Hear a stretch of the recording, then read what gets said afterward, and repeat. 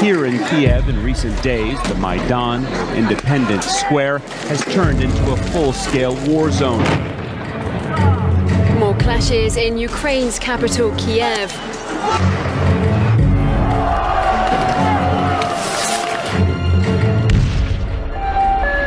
There is absolutely no doubt that snipers are working here. I've counted 10 bodies. Мы и сегодня не знаем, кто стрелял в людей. Это проблема. Now on the brink of a civil war, at least 70 dead so far, and the death toll rising. Эти технологии, еще раз говорю, от них не застраховано ни одно государство. What we saw here today was a revolution. Хотите узнать, что происходило на Украине? We've invested over $5 billion to assist Ukraine in these and other goals. Вы знаете, в большой политике, о чем бы ни говорили, все равно будут говорить о деньгах.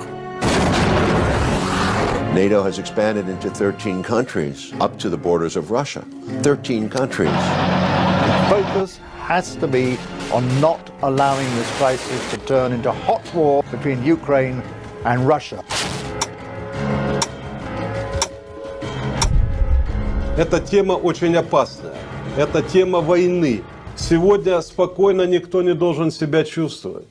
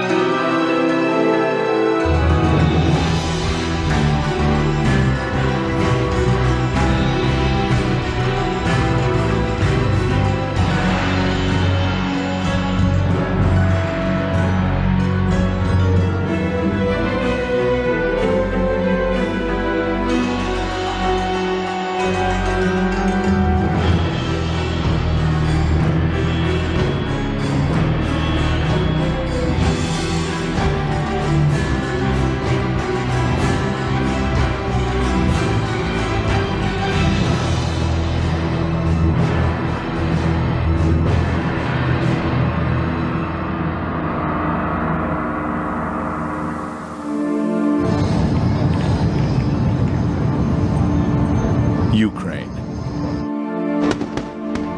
It's an ancient and proud land with a rich history filled with much beauty, heroism, and sacrifice. Ukraine is a borderland, a place where East meets West.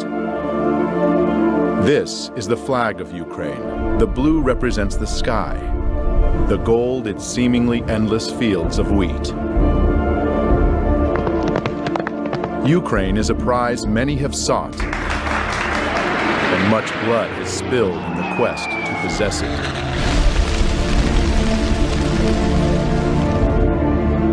Ukraine has been the pathway for Western powers as they attempted to conquer the East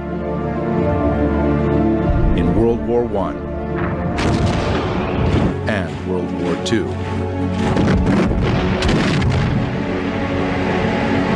And every time, the Ukrainian people ended up paying the highest price for these grand games of power.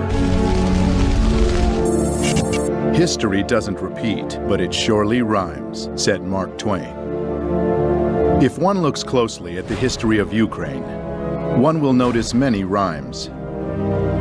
Being surrounded by stronger powers, Ukraine has needed a lot of cunning to survive, and the art they truly mastered with time is the art of changing sides. In the middle of the 17th century, Ukrainian leader Bogdan Khmelnytsky broke a truce agreement made with Poland, siding with more powerful Russia. Just over 50 years later, as the Russian-Swedish War was raging, another Ukrainian leader, Ivan Mazepa, broke the union with Russia when he switched sides, joining forces with the Swedish invaders. Many times, Ukrainian history was written by third parties. Seeking to keep the gains of a revolution at any cost, Russia agreed to the humiliating conditions of the Brest-Litovsk Treaty of 1918, which turned Ukraine into a German protectorate. Another historical document that changed the fate of Ukraine was the Molotov-Ribbentrop Pact of 1939. one of many such agreements being signed between European countries and rising Germany. Attempting to protect his nation from the approaching Nazi threat, Joseph Stalin negotiated a treaty of non-aggression with Adolf Hitler. While promising each other peace, the Soviet and German foreign ministers Molotov and Ribbentrop realigned the map of Eastern Europe, splitting it into German and Soviet spheres of influence. No sooner had the Molotov-Ribbentrop Pact been signed than Poland was split. And in September of 1939, Eastern Poland awoke to be Western Ukraine and a part of the family of Soviet republics and the USSR. But even this bold dividing of lands and nations only delayed the inevitable. Germany broke its promise to the USSR. On June 22, 1941, Germany invaded the USSR, launching Barbarossa, the largest military operation in world history.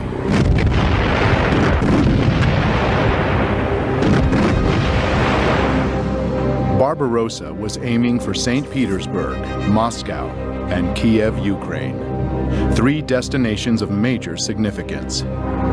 Ukraine, with its rich lands and resources, was an important industrial and economic source for the USSR.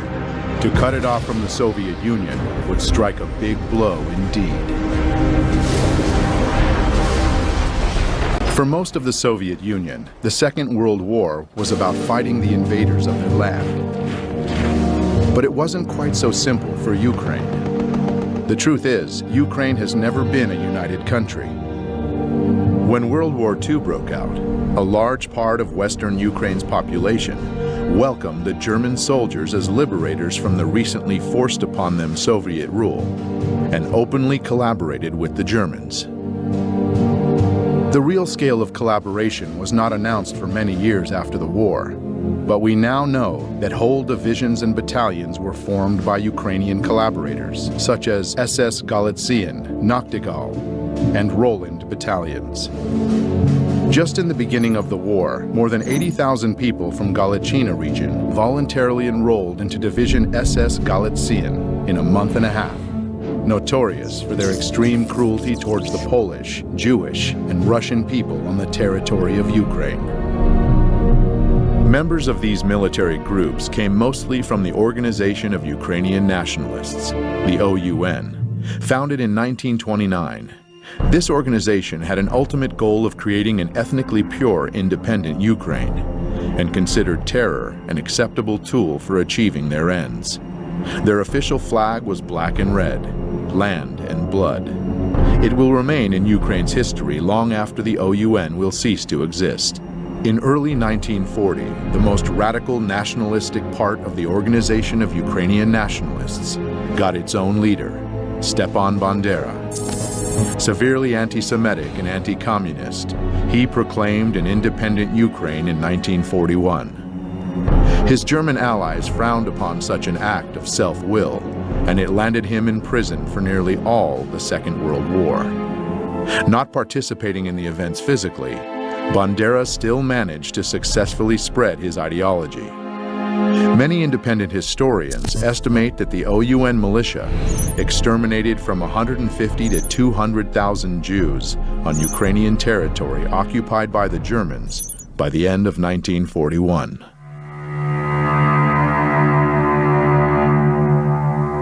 The most notorious and outrageous massacre took place September 29th and 30th, 1941, in Babi Yar, Kiev. All kikes of the city of Kiev and its vicinity must appear on Monday, September 29th by 8 o'clock in the morning. Bring documents, money, and valuables, and also warm clothing, linen, etc. Any kikes who do not follow this order and are found elsewhere will be shot. 33,771 Jews were killed in this two-day operation of the Nazis and Ukrainian militia. Another outrageous massacre was carried out by the Ukrainian Insurgent Army and the Bandera faction of the Organization of Ukrainian Nationalists in German-occupied Polish Volhynia and eastern Galicia between 1943 and 1944. This genocide of Poles was led by Mykola Lebed. 35,000 to 60,000 people in Volhynia and 25 to 40,000 in eastern Galicia fell victim to this massive ethnic cleansing operation. Sensing the inevitable loss of the German troops, the Organization of Ukrainian Nationalists gave up on their former ally and began fighting equally against the Germans and the Soviet forces. In January 1943, USSR troops started pushing the Nazis back, liberating one part of Ukraine after another. Western Ukraine was the last Ukrainian region held by the Germans, finally being liberated in October of 1944. Bandera's bands continued to wage their guerrilla war against the Soviet regime, carrying out bloody raids on Ukrainian villages and towns, and leaving behind chaos and casualties. This war went on until the middle of the 1950s, when the last collaborators were either detained or fled the country. On May 7, 1945, Germany unconditionally surrendered to the Allies. Ukraine remained a part of the Soviet Union. The peace after the Second World War was short-lived. The United States and the Soviet Union, nations who allied together along with England to defeat the Nazis, tragically became foes as the Cold War began. The era of political and military tension between the US and the USSR lasted for nearly 45 years, keeping humanity under the constant threat of nuclear war.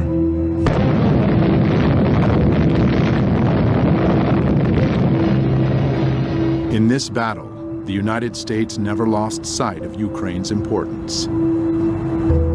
U.S. intelligence kept a close eye on Ukrainian nationalist organizations as a possible source of counterintelligence against the Soviet Union. CIA documents that just recently have been declassified show strong ties between U.S. intelligence and Ukrainian nationalists since 1946. From the CIA agency report, it is clear that they were not mistaken about the nature of Ukrainian nationalist organizations or their leader, Stepán Bandera himself. According to an OSS report of September 1945, Bandera had earned a fierce reputation for conducting a reign of terror during World War II. After the Second World War, Bandera and other Ukrainian Nazi leaders fled to Europe where the CIA helped them hide. The CIA later informed the Immigration and Naturalization Service that it had concealed Stepán Bandera and other Ukrainians from the Soviets. The operations involving Ukrainians continued for many years. The Nuremberg trials of 1945 and 1946 brought the political, economic, and military leaders of fascist Germany to justice and revealed to the world the monstrous face of Nazism and the crimes they committed. But the Ukrainian Nazis were spared the same fate, and some were even granted indulgences by the CIA. By 1954, the agency excused the illegal activities of the OUN security branch in the name of Cold War necessity. In 1949, Mykola Lebed, the man responsible for the massacres in Volhynia, was moved to the United States, where he died in 1989 without ever being investigated or pursued as a war criminal. The CIA moved to protect Ukrainian nationalist leader Mykola Lebed from criminal investigation by the Immigration and Naturalization Service in 1952. Perhaps Bandera lost his use to the US, or maybe KGB agents outsmarted the CIA, but in 1959, Stepán Bandera, the leader of the Ukrainian nationalists, was killed in Munich, where he was hiding under the name of Stefan Popel. It would be fair to say that Bandera became a major symbol of Ukrainian nationalism by sheer chance, for he was neither its only leader nor its most powerful one. Dmytro Dontsov was the father of the far-right totalitarian doctrine in Ukraine. Andriy Melnik was the leader of another faction of the OUN. Roman Shuhevich was a general of the Ukrainian insurgent army, and others contributed greatly to the movement. Bandera's dangerous ideology, suppressed by the communist authorities, but supported by external forces, never really died. The seeds of Ukrainian nationalism were passed from generation to generation. Unfortunately, it was just a matter of time before they would once again blossom. In 1954, Ukraine's territory was expanded even more when Nikita Khrushchev, the leader of the USSR, and a Ukrainian himself, generously gave the Crimean region to Ukraine.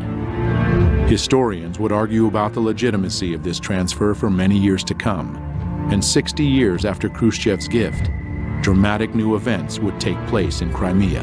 The eyes of the world are on Ukraine as the crisis in Crimea continues. Dozens of heavily armed men seized government buildings in Crimea. Should Ukraine just shrug its shoulders and say, okay, Crimea, it's lost?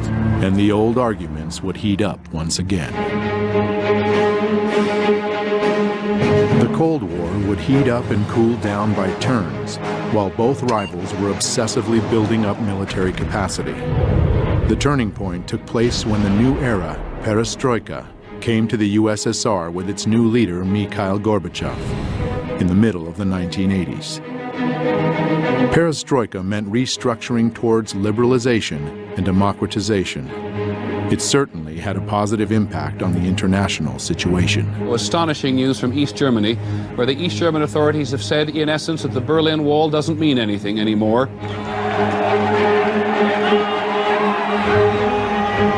But inside the USSR, the weakening of Kremlin control had different consequences.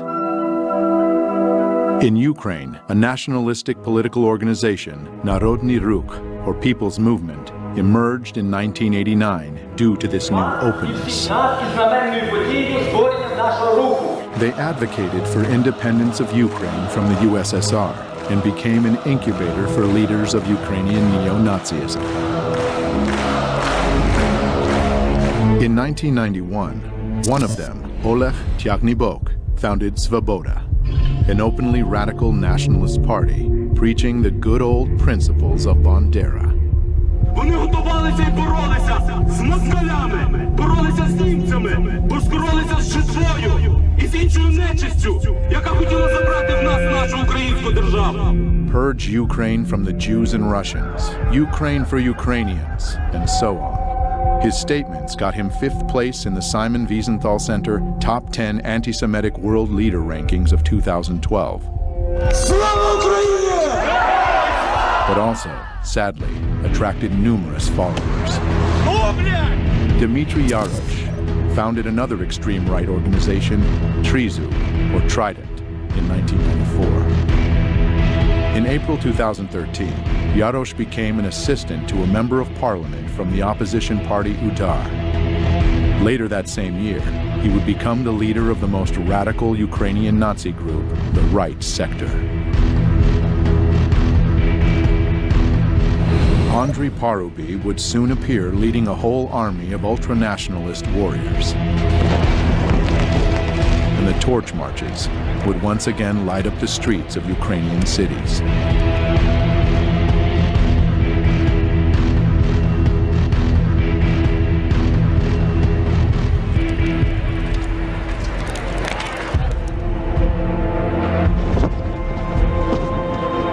The world drastically changed in August 1991, when the USSR de facto ceased to exist and the global political map welcomed many newcomers, Ukraine one of them.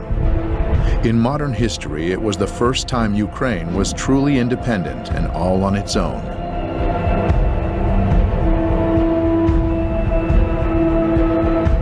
The red flag came down over the Kremlin tonight as President Gorbachev resigned and brought to an end 7 decades of communist rule in the Soviet Union. The years after the disintegration of the USSR became known as the Crazy 90s in all the post-Soviet territories.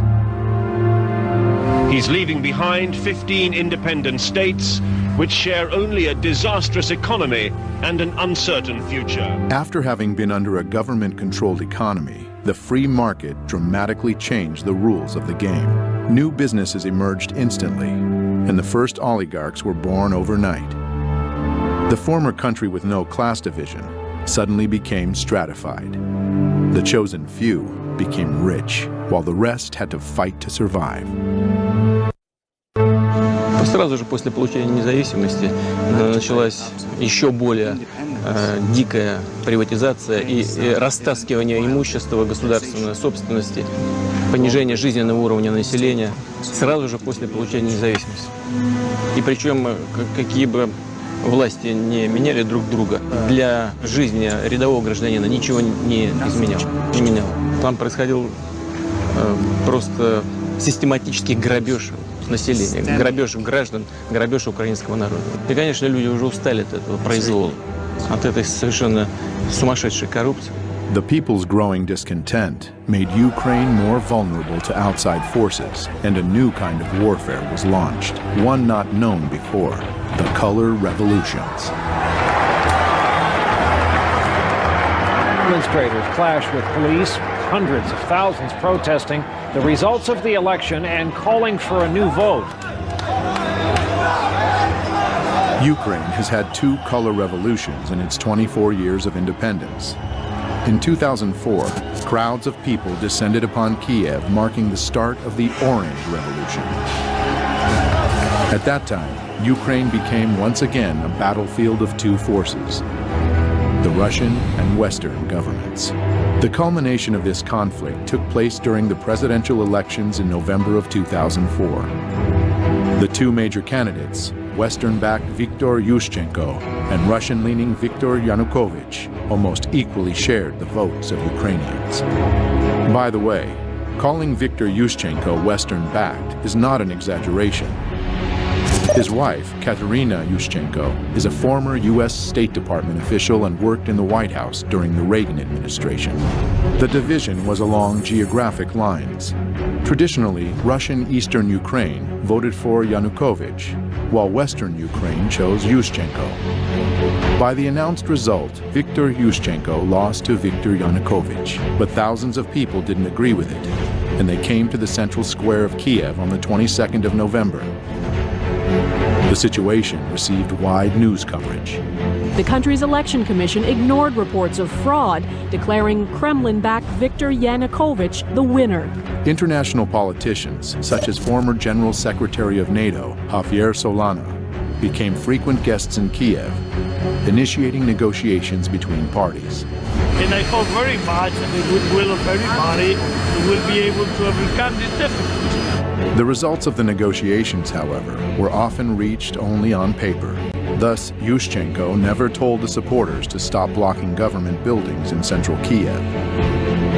Therefore, these non-violent and very orange protests lasted for a month, during which time the previous election results were annulled, marred by massive corruption, and new elections were announced. An important nuance: just 3 months before, Viktor Yushchenko became a victim to a mysterious and still unsolved poisoning. But it didn't prevent him from winning in the new election. Though, as we shall soon see, there was much more than just the people's will that led to this victory. This peaceful revolution and its leader were warmly welcomed by the international community. But the euphoria didn't last long. Yushchenko's government completely failed with reforms and lost its chance to establish democracy, instead descending into infighting. Viktor Yushchenko was not re-elected for a second term, but at the end of his presidency, he had the time to make one last gift to his supporters from Western Ukraine. На завершення я хочу сказати про те, що чекали мільйони українських патріотів і багато років. Я підписав указ за незламність духу, відстоюванні національної ідеї, виявлені героїзм і самопожертву в боротьбі за незалежну українську державу. Постановляю присвоїти звання Герою України з удостоєнням ордена держави Бандері Степану Андрійовичу. Слава Україні! The hero status of Stepán Bandera was short-lived. In 2010, Viktor Yanukovych was elected president. This time, the international community had no doubts about the legitimacy of the elections. In January 2011, Viktor Yanukovych repealed the hero title of Bandera. Almost 4 years into his presidency, though, another revolution shook Ukraine. Unfortunately, this one was anything but peaceful.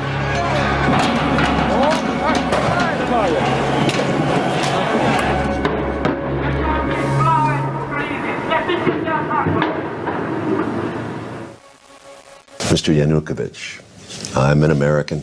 I'm an outsider to this situation, and it's very complicated. But I would like, as a filmmaker, just to jump into the action and go to those moments in November 2013. You're president of the Ukraine. You've been president for 3 years at this point. The country is in bad economic shape, very bad. You have a trade agreement with Russia, and now you're seeking to make a better agreement with the EU, with the European Union, and you are negotiating. Can you bring me to that moment and what you're thinking? Действительно, это был очень сложный период времени для Украины, и нам нужно было найти решение проблем в 2013 году. Поэтому у нас было два партнера. Прежде всего, мы рассчитывали на Международный валютный фонд. Но Международный валютный фонд на протяжении года, когда мы вели переговоры, нам предлагал неприемлемые для нас варианты решения. Значительное поднятие тарифов для населения, прежде всего на энергоносители и на газ, то есть значительный рост расходов населения, при том, что доходы оставались прежние. Мы на это не пошли. Мы предложили другие варианты решения вопросов. Мы получили официальный отказ Международного валютного фонда в ноябре 2013 года. Оставалась Россия. Россия нам сказала, что мы готовы с вами работать как партнеры, если вы учтете наши интересы. Того, что экономика Украины и России зарождалась как единая экономика, сложились абсолютно уникальные, особые экономические отношения. Рынки в России были полностью открыты для украинских товаров, а при этом наши границы с Украиной таможенные полностью раскрыты. Таким образом, Евросоюз как бы заходил со всеми своими товарами на нашу территорию без всяких переговоров. И когда мы начали считать балансы, мы увидели, что соглашение, которое подготовлено Европой для Украины, требует больших экономических расходов, компенсаций потерь, а Европа компенсаций не предлагает. При том, что российский рынок при этом для Украины частично сокращался или прикрывался. Мы сказали, конечно, если Украина решила так поступить, это ее выбор, и мы уважаем этот выбор. Но мы не должны этот выбор оплачивать. Наши переговоры с Европой не увенчались успехом. Поэтому на этом пути мы предложили сделать паузу. Violent clashes erupted in the Ukrainian capital Kiev as more than 100,000 people protested against a government decision to delay an association deal with the EU. Vitaly, you were Minister of Interior Affairs for the Ukraine during this period, and you were Chief of Police, essentially, of the country. Can you tell me your version of what happened from November protests through February protests? Мы располагали информацией, что протестные акции в любом случае массово планируются и начнутся в 2015 году. Но оппозиция воспользовалась тем фактом, что в начале Кабинет министров, а затем и президент приняли решение временно отложить подписание ассоциации с Европейским Союзом. Arseniy Yatsenyuk, leader of the opposition party, Fatherland. Oleg Tagnibok, leader of the opposition nationalist far-right political party, Svoboda. Vitaly Klitschko, leader of the opposition party, Udar. Both EU and Ukrainian officials said on Thursday the suspension of talks on closer ties could be revived after the two-day meeting. But officials said the deal was off the table for now. You expected more.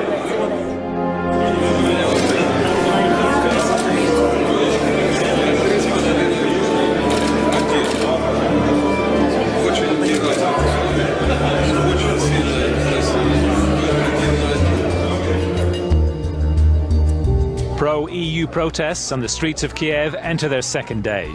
The crowd of around 1,000 protesters were joined by the leader of the opposition, the reigning world boxing champion Vitaly Klitschko.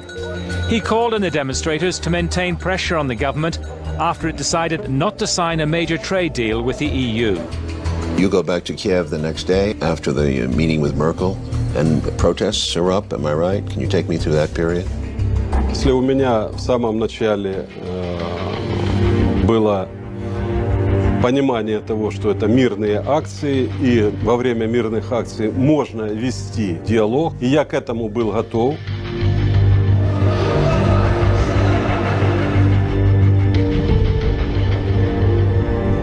И говоря о протестах ноября-февраля, необходимо обязательно учитывать динамику их развития, которая происходила на Украине заранее до того. Огромное количество общественных организаций, которые финансировались из-за рубежа, огромное количество журналистов, работающих на гранты.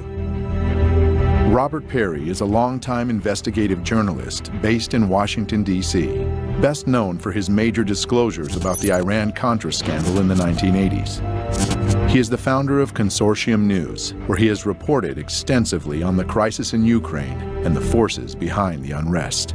An NGO is a non-governmental organization. Now, many NGOs are quite legitimate. They represent good causes. Maybe they help people in a country feed or deal with water problems or deal with various kinds of social problems. But there are some NGOs that have become funded by government entities and serve more the purpose of that government rather than trying to serve the people that they are ostensibly working for. One thing we saw in the 1980s, at that point the Central Intelligence Agency had been largely discredited because of scandals that had been exposed in the 1970s. For 15 years, the CIA has secretly financed overseas activities of the National Students Association. But then there came to light a fantastic web of CIA penetrations.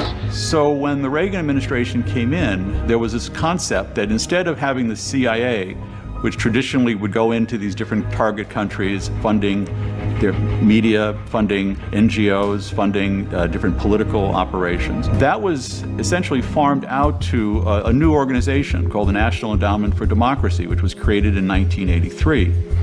And it would do pretty much what the agency used to do. It would go into one of these countries and it would support various political groups, train activists, deal with journalists, business groups, and try to advance U.S. foreign policy interests, sometimes against the interests of the host government, the target government. And beyond that, they received financial and other logistical help from the National Endowment for Democracy and other U.S. agencies that helped them training activists, working with journalists to get their side presented more favorably. They work on things like, how do you get traction? How do you get things to go viral? How do you then use that to generate support for your cause? And support was generated.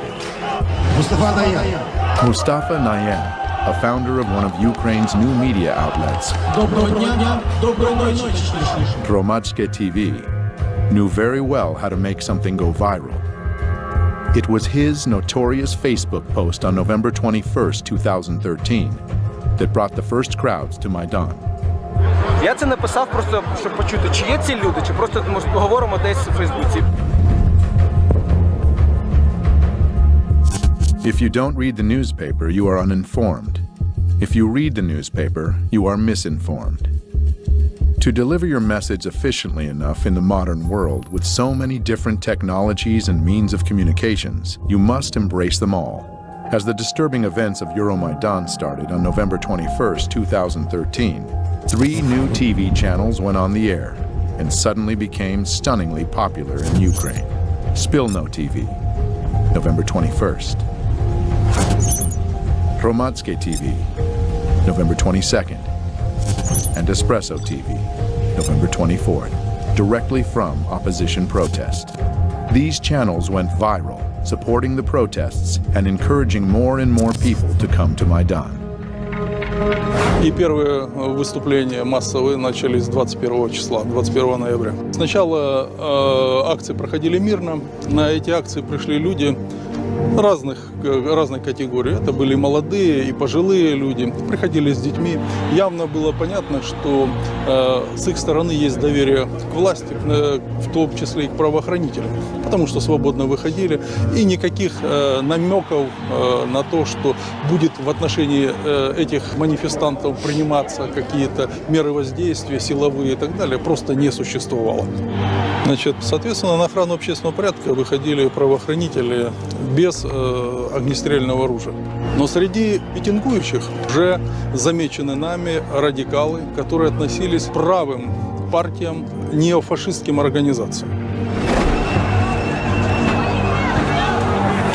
И 24 числа, 24 ноября, они осуществили первую агрессивную акцию. – 24 числа первое было нападение на кабинет министров и первое нападение на сотрудников правоохранителей, которые охраняли.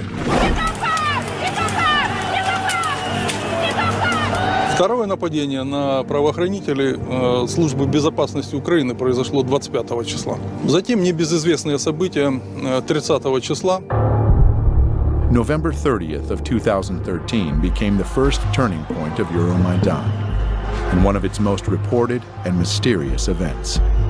Я тогда немножко расскажу, как видел эти события я. Был звонок мне от Попова, глава администрации города Киева. Он говорил, что давайте сегодня мы хотели бы завозить оборудование для новогодней елки на площадь. Я ему объяснил, что до тех пор, пока люди находятся на площади, то этого делать нельзя. В районе часа ночи, когда массовые люди начали расходиться, разъезжаться, я поговорил по телефону с руководителем службы безопасности Украины и спросил его точку зрения по развитию событий. Он сказал, я считаю, что, слава богу, все закончилось. Вся информация идет о том, что все закончилось. Потому что фактически с 21 числа я в кабинете просто жил и спал там. Какое-то время, может быть, 2 часа в сутки удавалось поспать. Около 3 часов ночи я приехал тоже к себе домой. Завел часы на 6:30 утра, включил телевизор сразу же, когда проснулся. Он у меня был настроен на 5-й канал. И 5-й канал демонстрирует большое количество скорой помощи. И там побитые люди. After riot, police attacked peaceful protesters with clubs. Happened in the early morning hours. The eyewitnesses that were there said that the police did use truncheons. Меня, честно говоря, пробил просто холодный пот. Моя первая реакция на то, что Майдан пострадал от действий полиции, была мгновенной. Нужно было расследовать, кто дал приказ разгонять митингующих, применять к ним силу. Я был противник того, чтобы к митингующим применялась сила, нарушали права людей. Решений таких Попов самостоятельно принимать просто не мог. А кто для него был самый высокий руководитель? Для Попова был самый большой руководитель, это глава администрации. Сергей Владимирович Левочкин. Coincidentally, Sergei Lovochkin is a close associate to many U.S. politicians.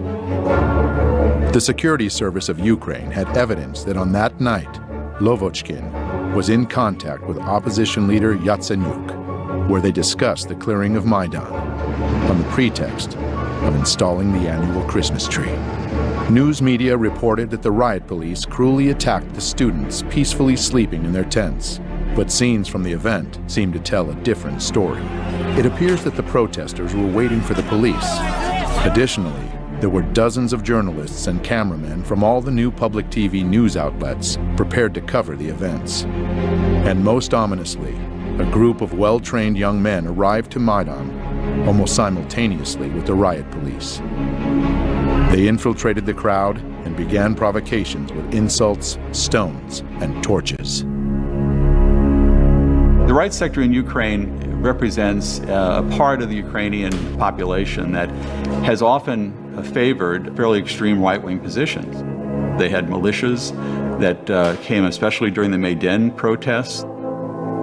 There were groups that were being shipped into Kiev where they would provide the muscle, in effect, for the demonstrations. So the demonstrations went from being relatively peaceful political protests to being increasingly violent. The first step in any detective work is to establish a motive. It is now said that Sergei Lovochkin is held in high esteem by his powerful U.S. friends. Outraged by what was reported in the news, the Ukrainian people came out in force on the next day to vent their anger with the police actions. The violence started to take off when? Фактически жесткие противоправные действия начались уже в декабре 2013 года. События, которые проходили в тот период в Киеве, они были очень радикальные. В них принимали неонацистские организации, молодые люди, которые были различными вооружены различными средствами. Металлические прутья, биты. В том числе использовалась техника, например, дорожно-строительная, грейдерами, и они грейдерами наезжали на работников правоохранительных органов, на милицию, которая защищала и не давала захватить правительственные здания и здания администрации президента. Как президент мог такой неуправляемой толпе выйти и с кем говорить? Технологии, которые применялись в тот период времени, они были заранее спланированы. As veiled and masked as the color revolutions can be, an attentive viewer can see subtle patterns and similarities revealing their true nature. To make crowds act as one obedient group, they have to be united at the unconscious level. The masterminds of color revolutions know this well and have perfected the art. Symbolism is one of the most powerful tools to achieve this end. Revolutionary political organizations with surprisingly similar names and even more similar logos have appeared time and again, almost as omens marking the countries that would be hit by the colored plague next. They are often described as being aware and active, when they're actually trained and radical. They are the ones who take the first shot, literal and metaphorical, to transform the peaceful protests into full-blown coups d'etats. Their fingerprints can be found everywhere on the map of the color revolutions. Using all the experience of past generations, simple but effective tools like catchy sing-alongs and chanting are employed. Well known for exciting the crowd and creating a group identity, they depersonalize individuals and make them easier to manipulate.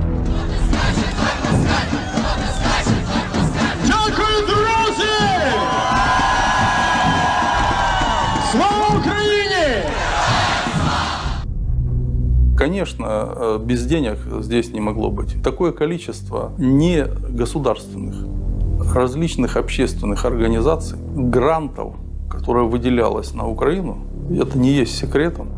Incidentally, one such organization, Hromadske TV, received generous donations from the Dutch and U.S. embassies, as well as from the Renaissance Foundation, an NGO founded by George Soros. I set up a foundation in Ukraine before Ukraine became independent of Russia. And the foundation has been functioning ever since. And it played an important part in events now. I like criticism, but it must be my way.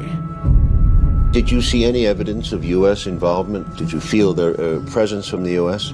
Очень частыми гостями были представители Соединенных Штатов, конгрессмены, были госпожа Нуланд, приезжала очень часто, у нас были с ней дискуссии.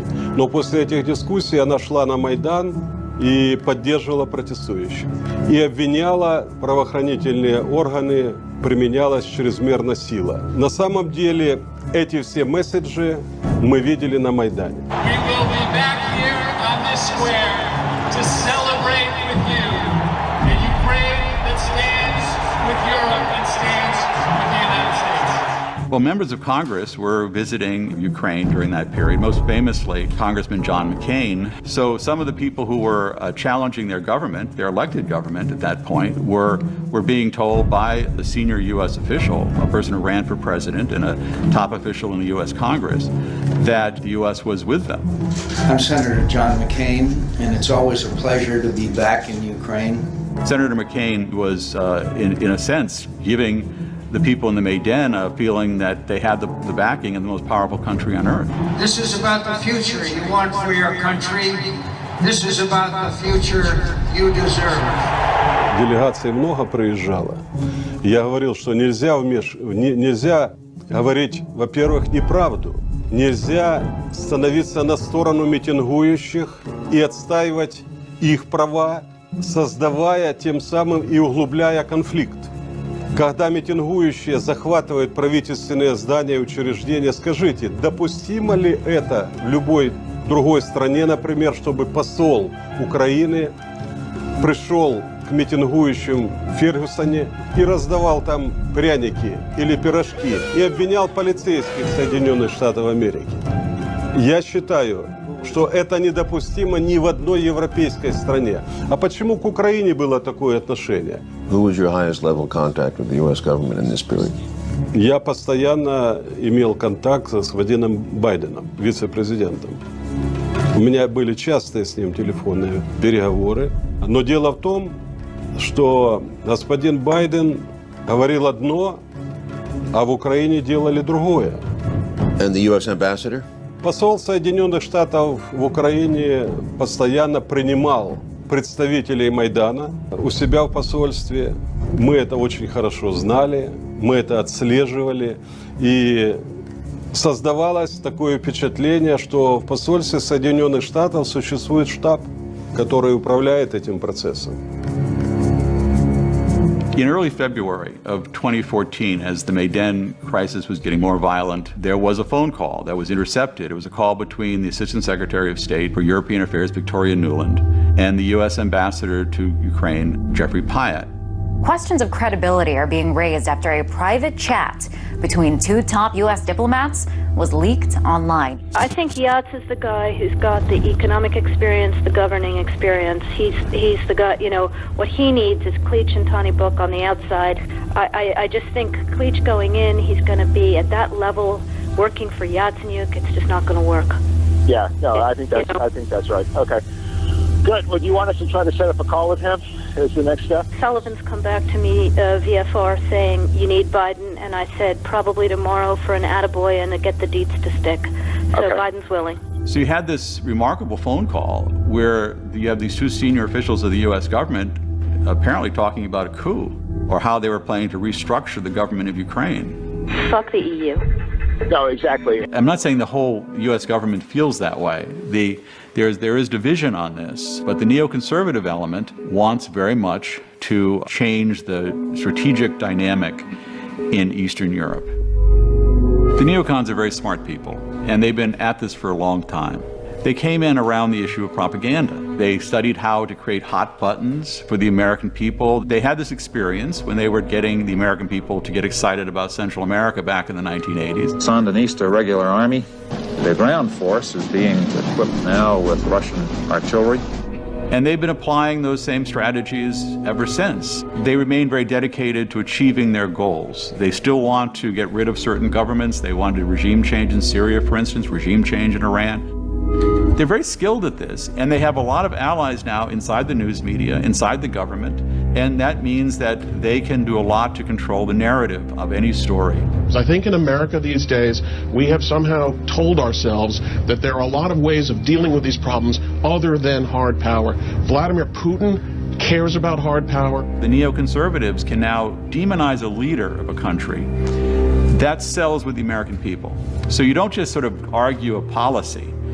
You attack the leader. So the neoconservatives became very skilled at picking out leaders, finding their ugly traits, and then highlighting them. Yanukovych, you might say, was a rather clunky political leader, but you make him into a devil. He's totally corrupt, and he's evil, and he wants to kill people in the Maidan, these wonderful white-hatted demonstrators. So you've got a black hat versus white hat. You keep repeating that basic scenario, and it works with the American people. We've got to realize what Vladimir Putin is. He's an old KGB colonel that wants to restore the Russian Empire. You make them into demons, and the American people find that the way they can understand the world.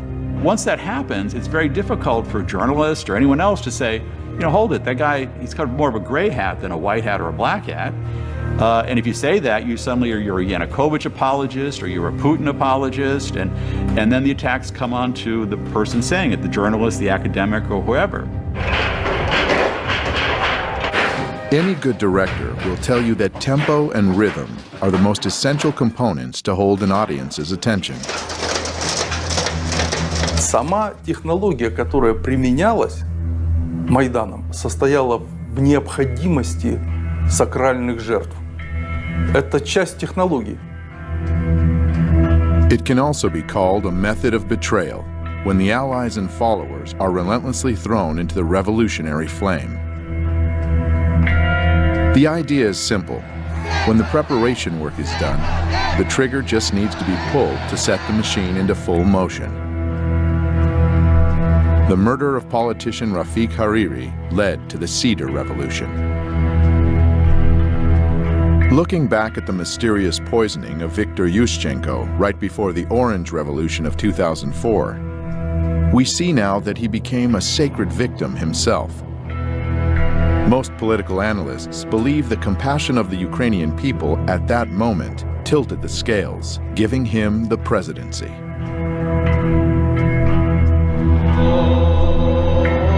The number of victims among the protesters during Euromaidan totaled over 100. They are called the Heavenly Hundred. All the sacred victims were immediately mythologized. The beating of students on November 30th, 2013 was the obvious trigger of Euromaidan. Those who sent trained provocateurs to the square very well realized that peaceful protesters were the ones who would get hurt the most. It's hard to keep protests going for months on end. Tensions subside, and people inevitably get tired. Holidays are also a big danger for revolutionary masterminds. People want to be home with their families and friends, and one needs to get inventive to keep people in a cold tent city.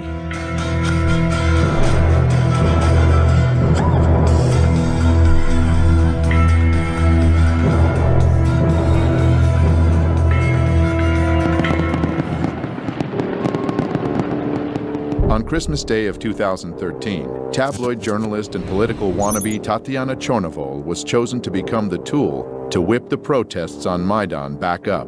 A civic activist and journalist known for investigating corruption among senior officials was beaten outside Ukraine's capital on Christmas. Her heroic deeds as a reporter looked more like petty crimes, trespassing on the presidential residence of Viktor Yanukovych, leading a rioting crowd to seize the Kiev City Administration building, breaking into a car of the security service of Ukraine. It looked like Tatiana was more interested in making news than reporting it, and gaining name recognition that could be turned into votes for her struggling political career in the opposition party Fatherland. She gave the world media a Christmas present in 2013, when she was cruelly beaten by unknown assailants on the road. Despite the fact that in just 3 days all the suspects were arrested and confessed to beating Tatiana during a road rage incident, world media kept insisting upon the political background of the crime. Instantaneously, Tatiana became a heroic martyr, uniting people around her image. The beating coming amid political turmoil in Ukraine. This has drawn a protest. Euromaidan was once again center stage, and Tatiana, in less than 2 months after the assault, she was already healthy enough to attack the office of Party of Regions, the party of Viktor Yanukovych. Звідси виїжджали ті машини, які били мене. Тобто не те, що навіть гніздо цієї злочинної мафіозної влади, ескадрони смерті теж керуються звідси. One of the staff members, 65-year-old IT specialist Vladimir Zakharov, was killed during the attack. So, where is Tatiana now? Well, she finally got her position of power in the new government. 1 month later, the time for another act in the play came. Armenian-Ukrainian protester Sergei Nigoyan was one of the first to arrive at Maidan. He wasn't radical or violent, but instead naive and full of hope. Watching Sergei read a patriotic poem is like watching a casting tape for the role of a sacred victim. Борітеся, поборете, вам Бог помагає. За вас правда, за вас слава і воля святая. Unfortunately, Sergei got the part. Betrayed by his brothers in arms, this video would eventually go viral after Sergei was killed early in the morning of January 22nd, 2014. The circumstances of his death remain unknown to this day. Even though the whole area of protests was heavily filmed at that time, there were no records or witnesses to help the investigation, and his body was moved immediately from the scene of the crime. Sergei became the first killed martyr of Euromaidan, and in a heartbeat, the police officers were appointed as his killers. Almost 2 years later, the official investigation would still deliver no results. Now, it is widely believed that Nigoyan's murder was staged by provocateurs to escalate the conflict.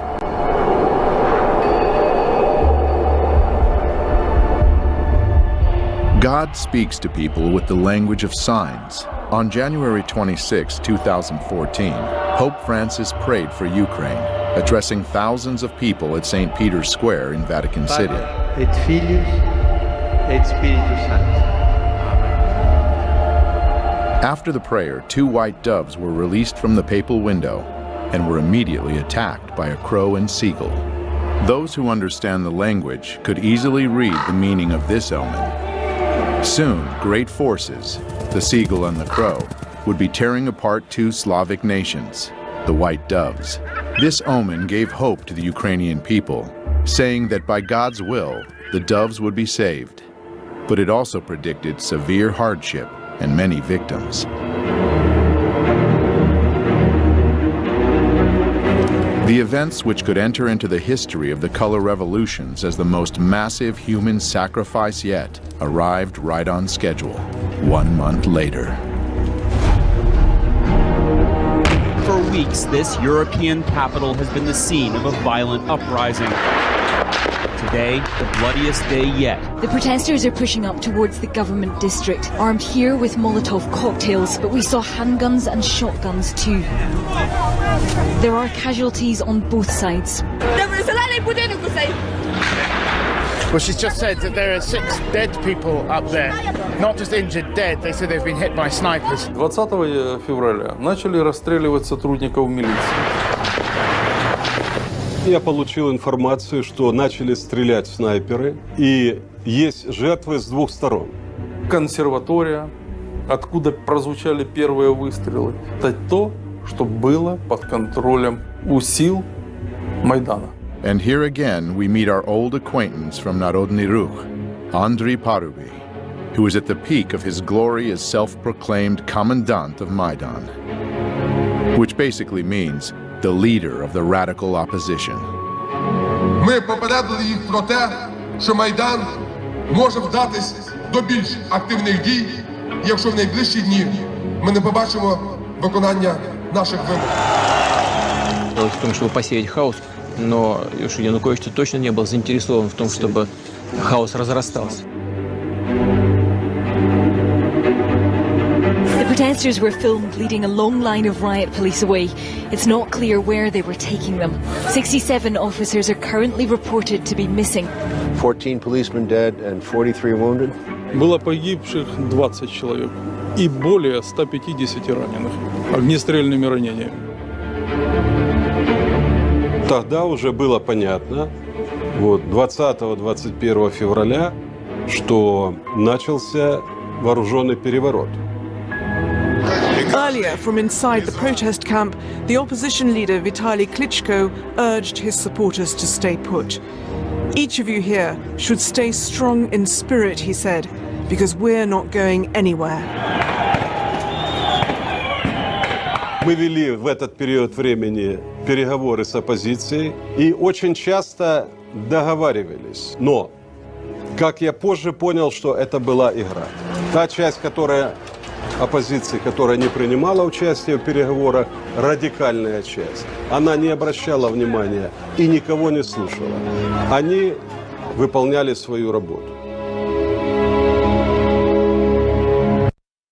Like in 2004 during the Orange Revolution, international leaders felt it necessary to intervene and bring both sides to the negotiating table.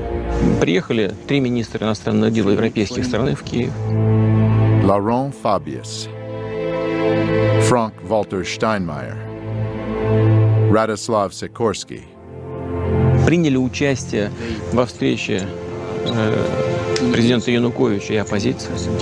Договорились о том, что будут проведены досрочные выборы. Договорились о том, как будут строить отношения между оппозицией и президентом. The Ukrainian president and the leaders of the anti-government protests there have agreed on a truce. The truce was to give talks between President Yanukovych and the opposition a chance. Just like in 2004, the opposition, or at least its radical faction, the Right Sector, headed by Dmitry Yarosh, had no intention on fulfilling its part of the bargain. Ті домовленості, які досягнуті, не відповідають нашим з вами прагненням. Правий сектор не складе зброї. Правий сектор не зніме блокаду жодної з державних установ, поки не буде виконана найголовніша наша вимога – відставка Януковича. Я подписал такой протокол, но немного позже я понял, что какой бы протокол мы ни подписали, сценарий захвата власти и государственного переворота, он был запланирован и он был неизбежен. То есть фактически это не зависело от наших действий. The opposition leaders left saying they may have found a way to end the bloodshed, but they wanted to take the conclusions from their meeting to the people. It was soon apparent that the people were not happy. И на следующий день господин Янукович уехал во второй по величине город страны, в город Харьков. Как только он уехал, захватили и его резиденцию, резиденцию администрации, и правительство с помощью оружия. Как это называется? Дело в том, что я вылетел туда вертолетом. Машины, которые меня должны были сопровождать, выехали самостоятельно, но этого никто не знал. Ехали президентские машины, и по этой колонне президентских машин был открыт огонь. Также была информация у нашей разведки, что были специальные наемники, которым была поставлена задача не захватывать президента, а расстрелять.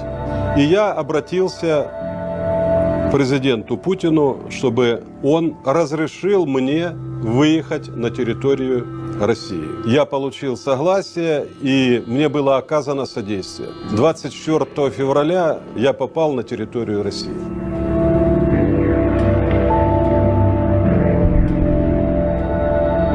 At the same time, Kiev was saying its last goodbyes to the victims of the massacre.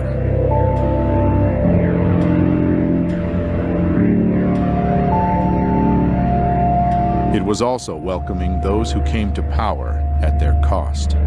Ukraine's parliament has voted for the new Speaker of the Assembly to become interim president. Alexander Turchinov called on lawmakers to form an interim government by Tuesday. These latest developments follow the dismissal of President Viktor Yanukovych on Saturday. And they removed Yanukovych, not following the constitutional procedures for impeachment. Процедура импичмента не была соблюдена. Для этого должен был быть привлечен Конституционный суд, Верховный суд. Этого не сделали. И голосовать в парламенте должны были 3/4 депутатов. The parliament of Ukraine consists of 450 deputies. The constitution of Ukraine requires at least a 3/4 majority to vote. In other words, 338 votes in favor of the impeachment, but only 328 deputies voted yes. 3/4 не проголосовали. The U.S. State Department almost immediately said this was a legitimate government, and that was part of this effort to get regime change. Instead of trying to find some way to revive the February 21st agreement, where maybe you could bring back Yanukovych in some titular way, that became not a possibility anymore. Then you had eastern Ukraine resisting, you had Crimea wanting to break away, and things rapidly escalated. Voters will decide Sunday whether they'll leave Ukraine and join Russia. The campaign with the slogan "Together with Russia" has the backing of Moscow. The Crimea situation, the referendum, is also happening during this period very quickly. Крымский референдум инициировали жители Крыма. Это была их реакция на попытки представителей Майдана устроить такой Майдан в Крыму. Это не секрет, что население Крыма всегда было пророссийски настроенным. Crimean authorities, sensing the mood of the populace, fully supported Viktor Yanukovych's decision to postpone the 2013 European Union Association deal and side deeper ties to Russia. As the events in Kiev took their course, Crimean authorities issued a declaration, putting into words the fears of its people. Based on the will of the Crimeans who elected us, we declare that we will not give Crimea to extremists and neo-Nazis seeking to seize power in Ukraine at the cost of the blood of the country and its citizens. After the regime change in Kiev, rumors began spreading in Crimea that the new authorities would be merciless to those that oppose them. Слава Україні! This led to the pro-Russian demonstrations rejecting the new government in Kiev. On February 27th, the government buildings in the capital of Crimea were seized by pro-Russian protesters. The current Crimean government was dismissed, and the new leader, Sergei Aksyonov, was assigned as the leader of the Crimean Autonomous Republic. У них, конечно, надежда была, и они обращались к российскому руководству, чтобы их защитили. On March 16th, the Crimean referendum was held, and the people voted to leave Ukraine and enter the Russian Federation. The situation in Crimea is being presented as a Russian invasion. And again, nobody who looks at this seriously and looks at the poll numbers, some of the poll numbers done by the US government agencies themselves, showing that the people of Crimea preferred being part of Russia. In the US news media, it has all been presented as the Russians invaded, they then staged a sham election with people with guns at their backs. Somehow they faked the ballot boxes to get 96% approval for rejoining Russia. The idea of a referendum in Crimea is just quite simply unconstitutional. It does raise questions on whether this vote really is free and fair, especially given the heavy military presence in Crimea right now, Errol. So that's how it's been sold to the American people. The reality is very different. The atmosphere here certainly is electric. Thousands of people who've gathered in the capital Crimean city of Simferopol. All of this following a referendum held last Sunday in which the majority of people here overwhelmingly voted in support of being reunited with Russia. Я бы хотел спросить, что такое демократия? Демократия – это политика, основанная на воле народа. Как выясняется воля народа? В современном мире с помощью голосования. Люди пришли свыше 90%, и свыше 90% проголосовали за присоединение к России. Нужно уважать выбор людей. Не подстраивать каждый раз под свои геополитические интересы, международное право и принципы демократии. У нас не было там никаких боевых действий. Там никто не стрелял. Никто никого не убивал. What is described in the West as a Russian invasion of Crimea is, in fact, the presence of Russian soldiers in Crimea. Can you clarify that? Российские солдаты в Крыму, как говорят, были испокон веков. Потому что база Черноморского флота была в Крыму. As long ago as 1804, Sevastopol's naval base became the main military port of the Russian Empire on the Black Sea. During the Second World War, the heroic defense of Sevastopol lasted almost a year and took hundreds of thousands of lives. Therefore, the naval base in Crimea has a legacy of historical pride for the Russian Black Sea Fleet, as well as being of huge strategic importance.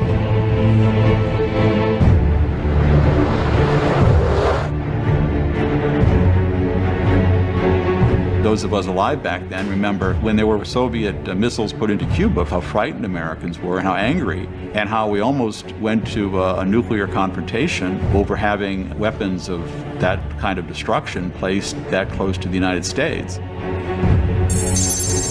If the United States considers Cuba to be in its backyard, then Crimea lays at Russia's doorstep. The consequences of a U.S. seizure of the base or a NATO base? Очень тяжелые, потому что сама по себе база ничего не значит. Но вот чтобы я хотел отметить один нюанс. Почему мы так остро реагируем на расширение НАТО? Нас беспокоит практика принятия решений. Я знаю, как принимаются.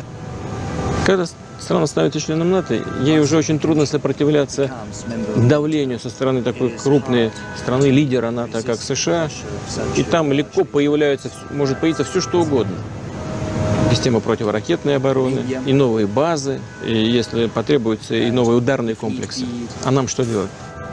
Мы должны в этой связи предпринимать контрмеры, то есть ставить под удар наших ракетных систем те объекты, которые, по нашему мнению, начинают нам угрожать. Ситуация напрягает. If we are attacked, we would certainly respond. Знаете, мне кажется, я не всегда понимаю логику наших партнеров. Иногда складывается впечатление, что нужно держать в повиновении и наладить дисциплину в своем собственном западном, так называемом, атлантическом лагере. Для этого нужен внешний враг. При всех опасениях Иран на это не очень тянет. I am concerned about the expansion of NATO. NATO has expanded into 13 countries, up to the borders of Russia. 13 countries. Эта тема очень опасная. Это тема войны. Вообще, война между Россией и Соединенными Штатами вообще это безумие.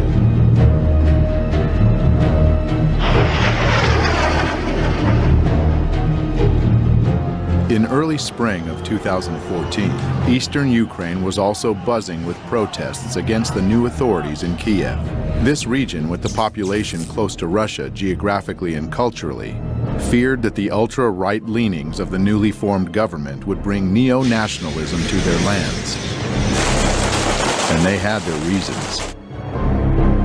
The status of the Russian language in Ukraine has been a stumbling block for many years.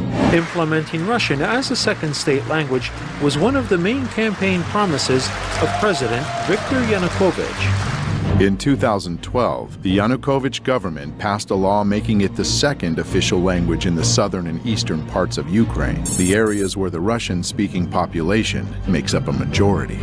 Ukrainian nationalist groups initiated massive protests opposing the law. An observing viewer might see some familiar faces there.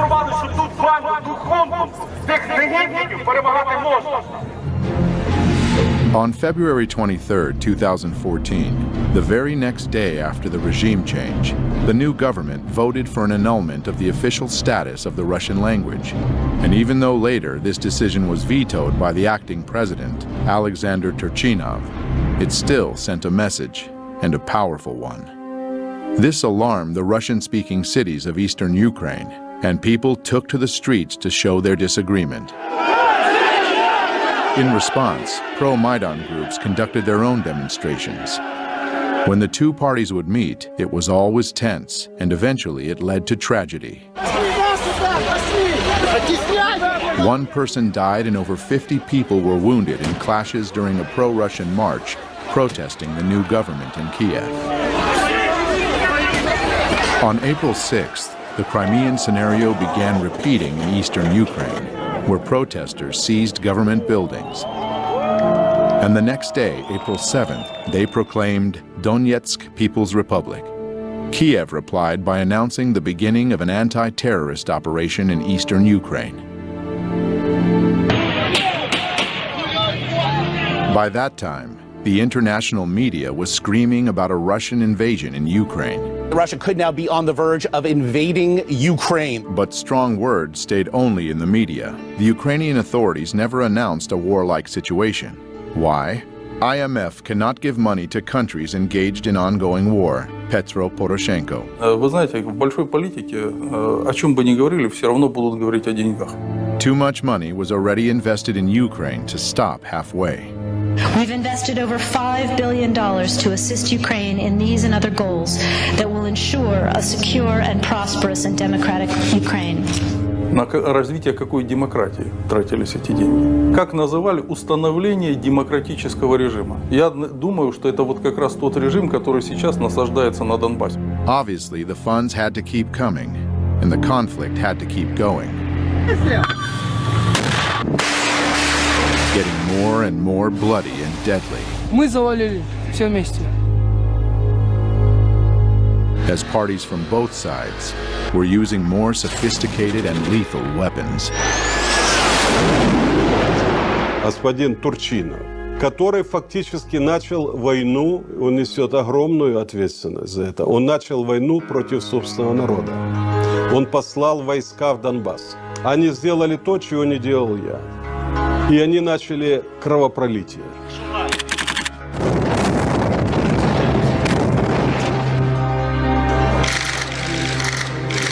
The world seemed too busy welcoming this new democracy in Kiev to notice what was being done as it spread its wings over the country. Many in southern Ukraine had been viewing the revolution with concern.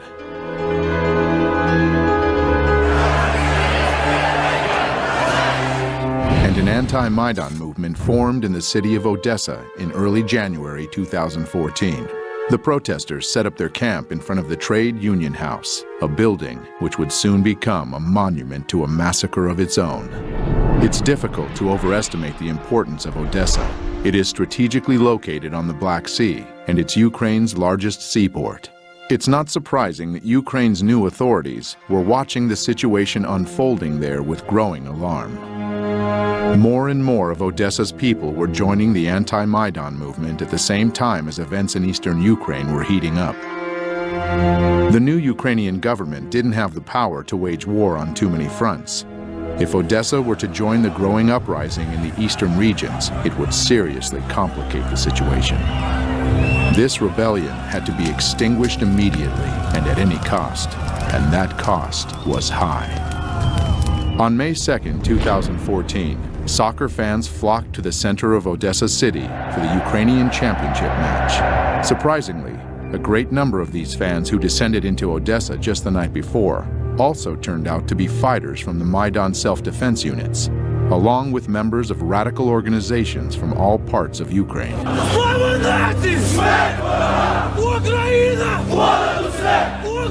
These fans, masked, armed, and shouting nationalist mottos, began disturbances in the center of the city as they marched to the anti-Maidan tent encampment, where they attacked.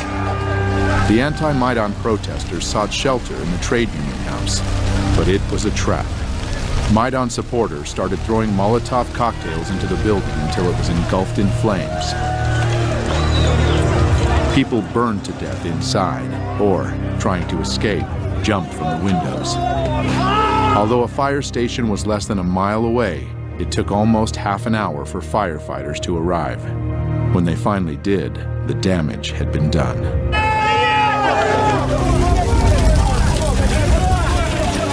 But here's an intriguing fact. Just a few days before those dreadful events, a messenger from Maidan, Andriy Perubi, made a visit to Odessa. It's an interesting coincidence that some of the people he met with in Odessa were seen at the scene that fateful day.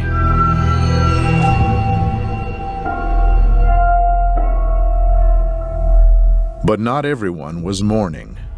On the popular political talk show Schuster Live, the news about the people burnt alive in Odessa was welcomed with a long round of applause.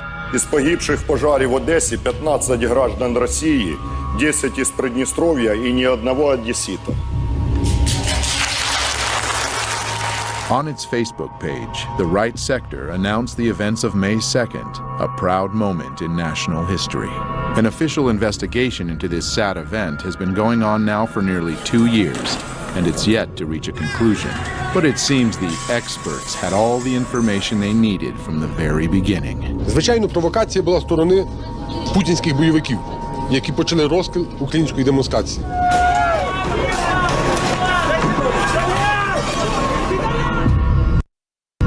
It looks like Odessa really is a very important piece of real estate, as it was honored with a very special new governor appointed on May 30th of 2015. Mikhail Saakashvili, an old friend of the United States, and born and raised in Ukraine's neighboring country, Georgia. A little hoedown there in Georgia. A quick look at his biography gives one an understanding that he's been groomed for a special mission. Mr. Saakashvili received a U.S. State Department scholarship, and he worked for a New York law firm which represented the organization Kamara, a group that appeared earlier when we learned about the color revolutions. We are dealing with democratic, bloodless revolution. This is the Revolution of Roses, and this is Mikhail Saakashvili with Kamara, busy overthrowing the legitimately elected president, Eduard Shevardnadze.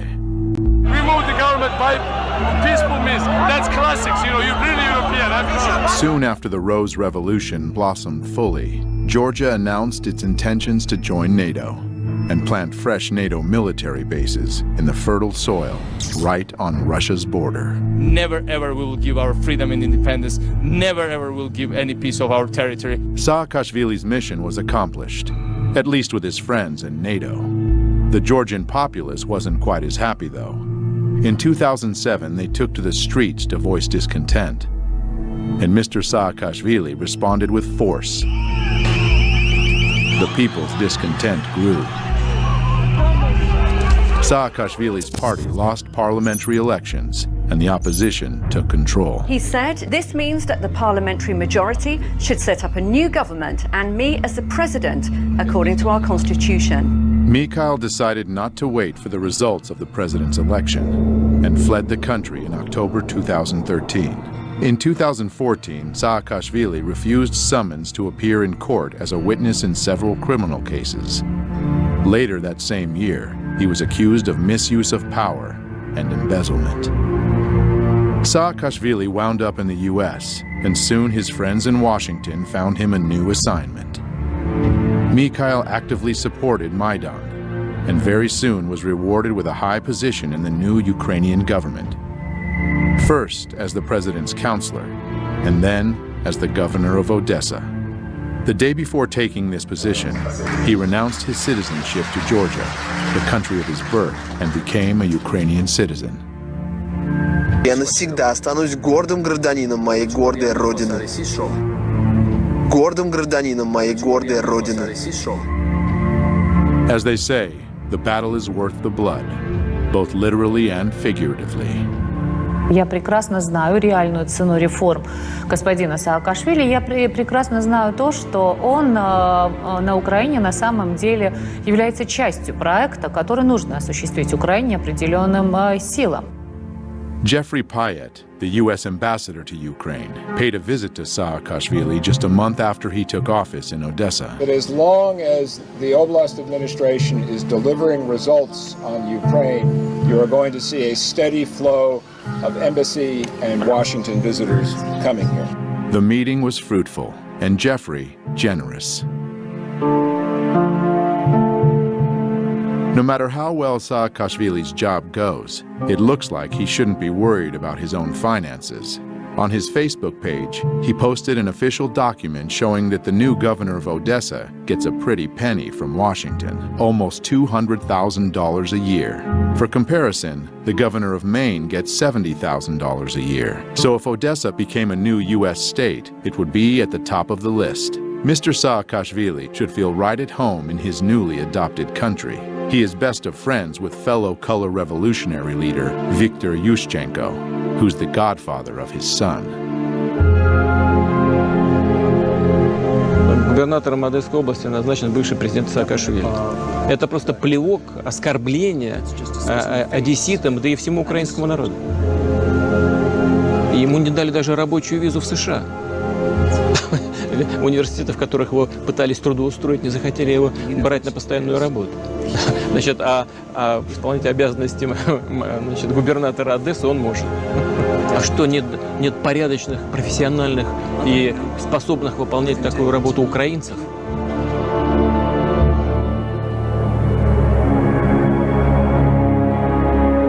A war, once launched, doesn't choose its victims. We are just learning at this hour that Malaysian Airlines has now confirmed that it has lost contact with one of its planes. Plane was indeed shot down by a missile while flying at a high altitude over eastern Ukraine near the Russian border. 298 revised number of souls on board, all feared dead. It was a murder. It was a crime. There's been this odd nonchalance about pursuing the answers. There was a report, a very limited report, put out a few months after the event. But since then, they said the next report will be on the first anniversary of the event.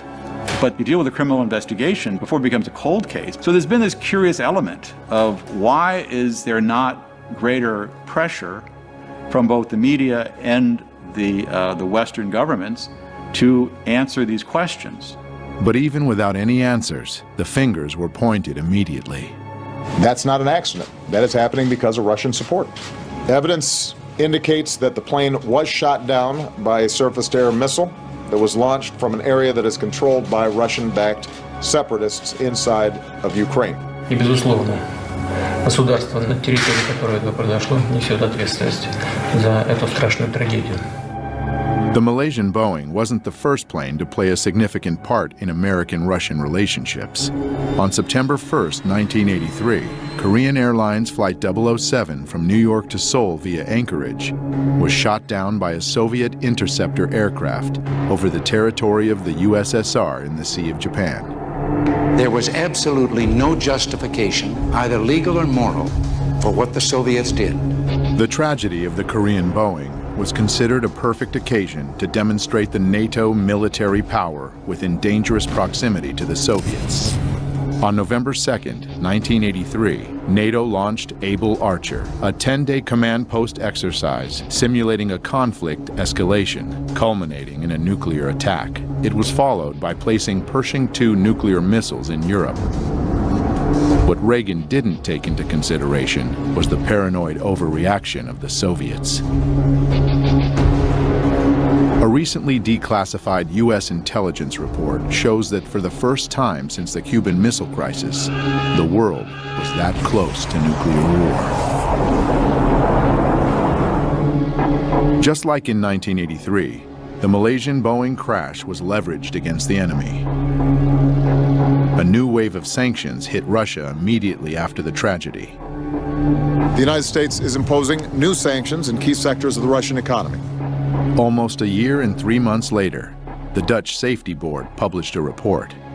Ladies and gentlemen, flight MH17 crashed because of a 9N314M warhead detonated outside the aeroplane above the left side of the cockpit. The report didn't blame any specific group or person and estimated a very wide area of 320 kilometers as a zone from which the missile was fired.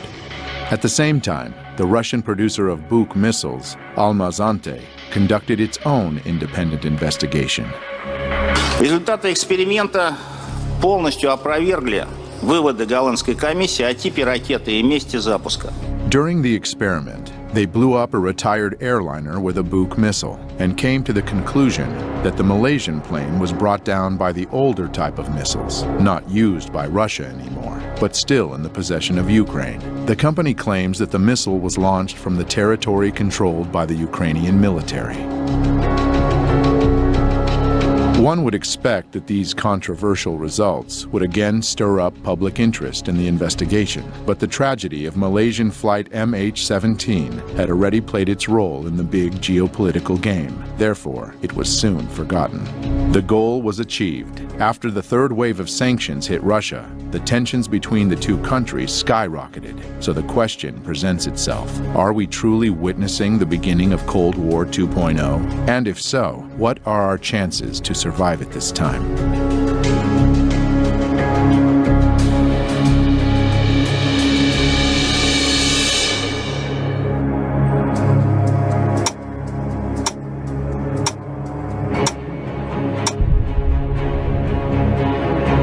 In 1947, the Bulletin of Atomic Scientists introduced the Doomsday Clock. It represents a countdown to global nuclear annihilation. In 1953, during the height of the Cold War, it came its closest to midnight as the superpowers were creating massive nuclear arsenals. This is the story of America's ever-expanding atomic weapons program. As the world began to grasp the insane danger of nuclear warfare and took measures to control the arms race, the situation steadily improved. In 1991, the Doomsday Clock was at its furthest from midnight, 17 minutes. That time of hope was short-lived, though, as the world has become more and more unstable. But in 2015, the Bulletin of Atomic Scientists moved the clock to just 3 minutes to midnight. Today, unchecked climate change and a nuclear arms race resulting from modernization of huge arsenals pose extraordinary and undeniable threats to the continued existence of humanity. The United States and Russia have embarked on massive programs to modernize their nuclear arsenals, undermining existing nuclear weapons treaties.